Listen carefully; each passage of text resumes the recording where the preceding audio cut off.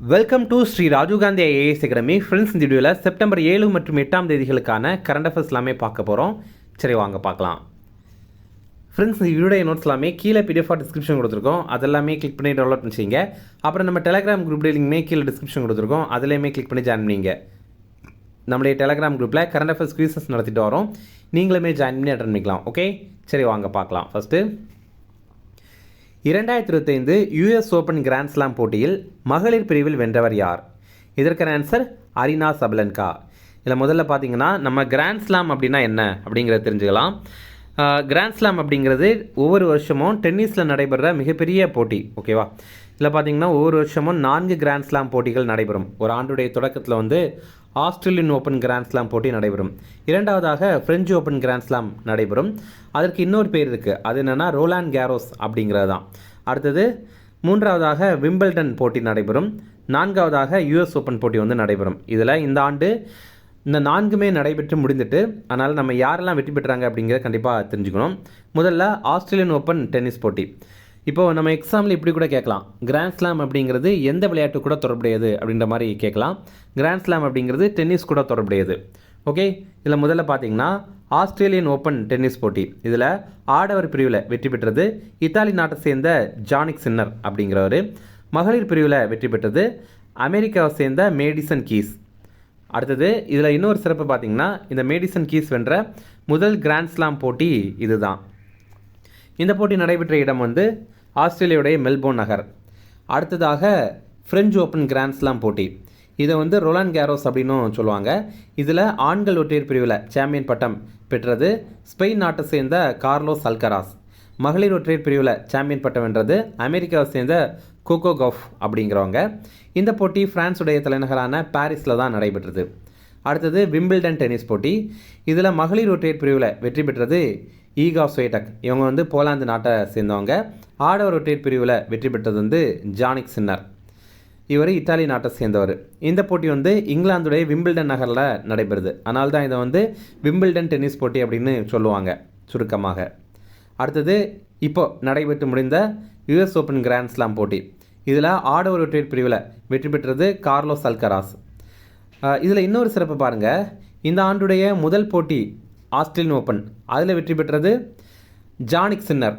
இரண்டாவது போட்டி French open, அதில் வெற்றி பெற்றது கார்லோஸ் அல்கராஸ். அடுத்தது பார்த்திங்கன்னா விம்பிள்டன், அதில் வெற்றி பெற்றது ஜானிக் சின்னர். அடுத்தது மறுபடியும் இவர் இந்த யூஎஸ் ஓப்பன், இதில் வெற்றி பெற்றது கார்லோஸ் அல்கராஸ். அப்போது ஒருத்தர் மாற்றி ஒருத்தராக இந்த ஆண்டு வந்து இவங்க 2 பேருமே வெற்றி பெற்றிருக்காங்க. அடுத்து பாருங்கள், மகளிர் ஒற்றையர் பிரிவில் இப்போ சாம்பியன் பட்டம் வென்றது அரினா சபலன்கா. இவங்க பெலாரஸ் நாட்டை சேர்ந்த வீராங்கனை. இந்த போட்டி நடைபெற்ற இடம் அமெரிக்காவுடைய நியூயார்க் நகர். ஓகே, அடுத்தது தற்போது தமிழ்நாட்டில் ரூபாய் 7500 கோடி முதலீடு செய்ய ஒப்பந்தம் செய்த இந்துஜா குழுமத்தின் தலைமையகம் எங்கு உள்ளது? இதற்கான ஆன்சர் லண்டன். இப்போ பார்த்திங்க அப்படின்னா இந்துஜா குழுமம் இவங்க தமிழ்நாட்டில் ரூபாய் 7500 கோடி முதலீடு செய்வோம் அப்படின்ற மாதிரி ஒப்பந்தம் பண்ணியிருக்காங்க. இது வந்து மின் வாகன பேட்டரி உற்பத்தி சார்ந்த வணிகத்திற்காக தான் முதலீடு பண்ணுறாங்க. இந்துஜா குழுமத்துடைய தலைமையகம் வந்து லண்டனில் தான் இருக்குது. நம்ம முதல்வர் ஸ்டாலின் இப்போது ஜெர்மனி மற்றும் பிரிட்டன் நாடுகளுக்கு முதலீடுகளை ஈர்க்கிறதுக்காக பயணம் மேற்கொண்டிருந்தார். அதில் அவர் மொத்தமாக ரூபாய் 15,516 கோடி அளவில் முதலீடை ஈர்த்திருக்காரு. இதன் மூலமாக 17,613 பேருக்கு வேலைவாய்ப்புகளும் கிடைக்கும். அடுத்தது தற்போது தன் பதவியை ராஜினாமா செய்த ஷிகரு இஷிபா எந்த நாட்டின் பிரதமர்? இதற்கான ஆன்சர் ஜப்பான். இப்போ பார்த்திங்க அப்படின்னா ஜப்பானுடைய பிரதமராக இருந்த ஷிகரு இஷிபா அவர் வந்து தான் ராஜினாமா பண்ணுறதாக அறிவித்திருக்காரு. எதனால் அப்படின்னா, இந்த ஆண்டுடைய ஜூலை மாதத்தில் ஜப்பான் நாட்டு நாடாளுமன்ற மேலவை தேர்தல் வந்து நடைபெற்றது. அதில் அவர் வந்து பின்னடைவை அடைந்திருக்காரு. அவருடைய கட்சியான லிபரல் ஜனநாயக கட்சி, அதுதான் இப்போ ஆட்சியில் இருக்குது, அந்த கட்சியுடைய கூட்டணி வந்து பின்னடைவு சந்திச்சிருக்கு. இதனால் இந்த லிபரல் ஜனநாயக கட்சியினரே ஷிகர் இஷிபாவை வந்து ராஜினாமா செய்ய சொல்லியிருக்காங்க. அவர் இவ்வளோ நாள் வந்து வேறு யாரும் நல்ல தலைவர்கள் இல்லை, அதனால் நானே ஆட்சி பண்ணிக்கிறேன்ற மாதிரி சொல்லிவிட்டு இப்போ பார்த்தீங்கன்னா ராஜினாமா பண்ணிட்டார். ஃப்ரெண்ட்ஸ், நம்ம ராஜீவ்காந்தி ஐஏஎஸ் அகாடமியில் டிஎன்பிஎஸ்சி குரூப் 1 மெயின்ஸ் எக்ஸாமுக்கான இலவச டெஸ்ட் சீரிஸ் ஸ்டார்ட் பண்ணியிருக்கோம். நீங்கள் ஸ்க்ரீனில் தெரியுற நம்பருக்கு கால் பண்ணி பேசி இதில் ஜாயின் பண்ணிக்கலாம். அது மாதிரி ரொம்பவே குறைந்த கட்டணத்தில் நம்ம போலீஸ் கான்ஸ்டபிள் எக்ஸாமுக்கான டெஸ்ட் சீரிஸுமே லான்ச் பண்ணியிருக்கோம். இதையுமே நீங்கள் பார்த்தீங்கன்னா ஸ்க்ரீனில் தெரியிற நம்பருக்கு கால் பண்ணி பேசிக்கலாம், பேசி ஜாயின் பண்ணிக்கலாம். ஓகே, அடுத்தது FSSAI அமைப்பின் தலைமை செயல் அதிகாரியாக நியமனம் செய்யப்பட்டவர் யார்? இதற்கான ஆன்சர் ரஜித் புன்ஹானி.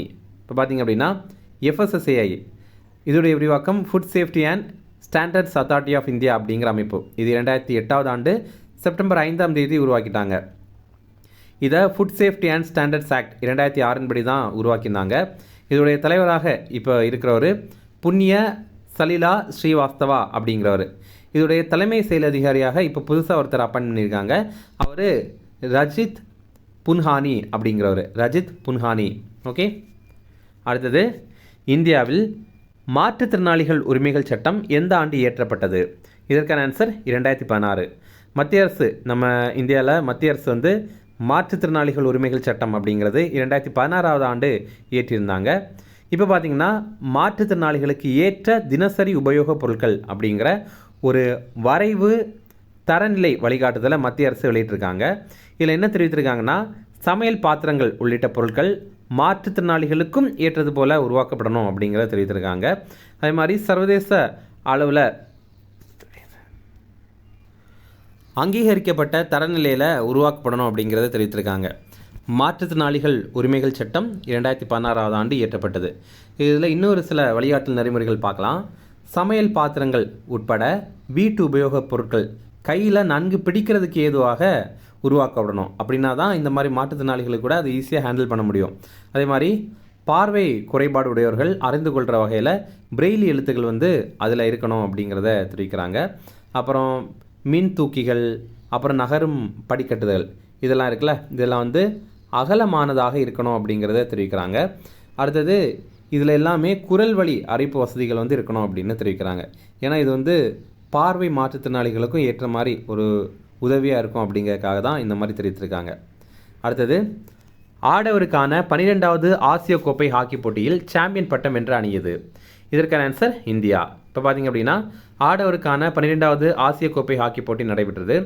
இதில் இறுதிப் போட்டியில் தென்கொரியாவை வீழ்த்தி நம்ம இந்தியா சாம்பியன் பட்டம் வென்றிருக்கோம். இந்தியா வென்றுள்ள 4வது சாம்பியன் கோப்பை இது. இதற்கு முன்னாடி நம்ம 2013, 2017 2007 இந்த மாதிரி 3 ஆண்டுகளில் நம்ம வந்து சாம்பியன் கோப்பை கைப்பற்றியிருக்கோம். இப்போ 4வது முறையாக 2025 ஆண்டும் கைப்பற்றியிருக்கோம். இந்த போட்டி நடைபெற்ற இடம் பீகாருடைய ராஜ்கிர் நகர். அடுத்தது உலக அளவில் 100 இறப்பு தற்கொலையினால் நிகழ்கிறது. இதற்கான ஆன்சர் 1. இப்போ உலக அளவில் பார்த்திங்க அப்படின்னா இறப்புகளில் ஒரு இறப்பு, 100 இறப்பு நடக்குது அப்படின்னா அதில் ஒரு இறப்பு வந்து தற்கொலையினால தான் நடக்குது. 2021 ஆண்டு உலக அளவில் 7.27 லட்சம் பேர் வந்து தற்கொலை பண்ணியிருக்காங்க. ஒரு தற்கொலைக்கு 20 தற்கொலை முயற்சிகள் அந்த விதத்தில் தான் இருக்குது. அதாவது நம்ம வந்து ஒருத்தர் தற்கொலை பண்ணிக்கிட்டார் அப்படின்னு பார்க்குறோன்னா, ஆனால் 20 பேர் வந்து தற்கொலை முயற்சி பண்ணுறாங்க, அதில் ஒருத்தர் வந்து இறந்து போகிறாரு. அதுதான் உண்மை. இதில் இன்னொரு விஷயம் பார்த்திங்கன்னா 15லேருந்து 29 வயது இடையே தான் இது ரொம்ப அதிகமாக இருக்குது. அந்த வயது இடையில் இருக்கிறவங்களுக்கு இறப்புக்கு 3வது அதிக காரணமாக இருக்கிறது இந்த தற்கொலை தான். இந்த ரிப்போர்ட்டை உலக சுகாதார அமைப்பு WHO அமைப்பு தான் வெளியிட்டிருக்காங்க. அடுத்தது முக்கிய தினங்கள் பார்க்கலாம். சர்வதேச பருந்துகள் பற்றிய விழிப்புணர்வு தினம், இது செப்டம்பர் 6 செப்டம்பர் மாதத்துடைய முதல் சனிக்கிழமை தான் இதை கடைபிடிக்கிறாங்க. அப்படி பார்க்கும்போது இந்த ஆண்டு அது செப்டம்பர் 6 அமைந்துட்டு. இந்தியாவுடைய முதல் கழுகுகள் பாதுகாப்புக்கான பிரத்யேக இணையதளம் இதை வந்து வெளியிட்டிருக்காங்க. அதுடைய பேர் த வல்ச்சர் நெட்வொர்க் அப்படிங்கிறது தான். இது அஸ்ஸாமில் தான் அறிமுகம் பண்ணியிருக்காங்க. அடுத்தது உலக எழுத்தறிவு தினம், இது செப்டம்பர் 8 இந்த ஆண்டுக்கான கருப்பொருள் டிஜிட்டல் சகாப்தத்தில் எழுத்தறிவை ஊக்குவித்தல் அப்படிங்கிறது தான். இதுவே உலக கல்வி தினம் அப்படிங்கிறது ஜனவரி 24 தேசிய கல்வி தினம் அப்படிங்கிறது நவம்பர் 11 இப்போ உங்களுக்கான கேள்வி, நம்ம தமிழ்நாட்டில் கல்வி வளர்ச்சி தினம் நம்ம இதை என்னைக்கு கடைபிடிக்கிறோம் அப்படிங்கிறது உங்களுக்கு தெரியும்னா கமெண்ட்ஸில் சொல்லுங்கள். அது ரொம்ப ரொம்ப முக்கியமான தினம், அடிக்கடி TNPSC எக்ஸாமில் கேட்குறாங்க. நம்ம தமிழக கல்வி வளர்ச்சி தினம் என்னைக்கு அப்படிங்கிறத கமெண்ட்ஸில் சொல்லுங்கள். அடுத்தது இதில் இந்த எழுத்தறிவு பற்றி பார்க்கும்போது நம்ம முக்கியமான ஒரு திட்டத்தை பற்றி பார்க்குறோம். அது என்னென்னா புதிய பாரத எழுத்தறிவு திட்டம், இங்கிலீஷில் நியூ இந்தியா லிட்ரஸி ப்ரோக்ராம். இது 2022 ஆண்டு ஏப்ரல் 1 தொடங்கியிருந்தாங்க. 2022 ஆண்டுலேருந்து 2027 ஆண்டு வரைக்கும் இதை செயல்படுத்துகிறாங்க. இதை வந்து இன்னொரு பேர்லையுமே அழைப்பாங்க, வயது வந்தோருக்கான கல்வி திட்டம் அப்படிங்கிறது தான் இது. இது என்னென்னா 2027 ஆண்டுக்குள்ளாடி 5 கோடி பேருக்கு கல்வி கற்பிக்கணும் அப்படின்ற மாதிரி இதில் ஒரு இலக்கு வச்சுருக்காங்க. இது வந்து 15 வயதுக்கு மேற்பட்டவங்க இருக்காங்கல்ல, அவங்க கல்வி நிலையங்களுக்கு செல்லாமல் இருந்திருப்பாங்கல்ல, ஸ்கூலுக்கு போகாமல் இருந்திருப்பாங்கல்ல, அல்லது எழுத படிக்க தெரியாமல் இருந்திருப்பாங்கல்ல, அவங்களுக்கு எழுத்தறிவு புகட்டுறதுக்கு தான் இது வந்து இலக்காக வச்சுருக்காங்க. நம்ம இந்தியாவில் கல்வியறிவு 74.04% இருக்குது. தமிழகத்துடைய கல்வியறிவு 80.09% இருக்குது. இனி ரிவிஷன் பார்க்கலாம். அதுக்கு முன்னாடி பார்த்தீங்கன்னா நம்ம இன்ஸ்டியூட்டில் வந்து காலேஜ் ஃபைனல் இயர் படிக்கிற ஸ்டூடெண்ட்ஸுக்காக எஸ்எஸ்சி மற்றும் பேங்கிங் எக்ஸாமுக்கான இலவச கிளாஸ் வந்து ஸ்டார்ட் பண்ணியிருக்கோம். ஸ்க்ரீனில் தெரிய நம்பருக்கு நீங்கள் கால் பண்ணி பேசி ஜாயின் பண்ணிக்கலாம். அதே மாதிரி டிஎன்பிஎஸ்சி குரூப் 2 குரூப் 2 எக்ஸாமுக்காக இலவசமான டெஸ்ட் சீரிஸ்மே லான்ச் பண்ணியிருக்கோம். அதேமாதிரி பார்த்தீங்கன்னா நம்ம வந்து ஸ்க்ரீனில் தெரிய நம்பருக்கு நீங்கள் கால் பண்ணி பேசி ஜாயின் பண்ணிக்கலாம். இனி ரிவிஷன் பார்க்கலாம். 2025 யூஎஸ் ஓப்பன் கிராண்ட் ஸ்லாம் போட்டியில் மகளிர் பிரிவில் வென்றவர் யார்? இதற்கான ஆன்சர் அரினா சபலன்கா. அடுத்தது, தற்போது தமிழ்நாட்டில் ரூபாய் 7500 கோடி முதலீடு செய்ய ஒப்பந்தம் செய்த இந்துஜா குழுமத்தின் தலைமையகம் எங்கு உள்ளது? இதற்கான ஆன்சர் லண்டன். அடுத்தது, தற்போது தன் பதவியை ராஜினாமா செய்த ஷிகரு இஷிபா எந்த நாட்டின் பிரதமர்? இதற்கான ஆன்சர் ஜப்பான். அடுத்தது, எஃப்எஸ்எஸ்ஏஐ அமைப்பின் தலைமை செயல் அதிகாரியாக நியமனம் செய்யப்பட்டவர் யார்? இதற்கான ஆன்சர் ரஜித் புன்ஹானி.